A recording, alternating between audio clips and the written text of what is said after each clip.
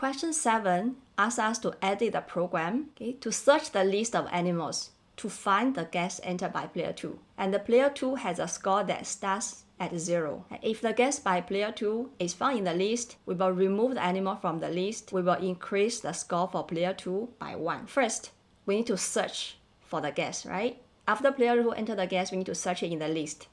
If it's in the list, we need to remove it and we need to increase the score.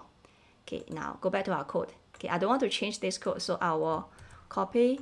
Okay, so this is question 7, right? Then I will copy the code from question 6. Then I will do question 7.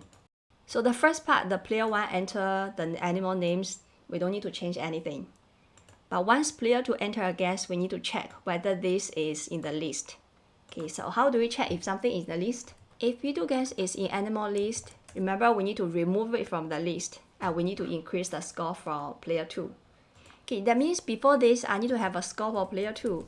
So score equal to 0. Okay. If the guess in the list, I will increase score by 1. So score plus equal 1. And we need to remove this P2 guess from the list, right? So we need to do animal list, remove P2 guess. So that is question 7.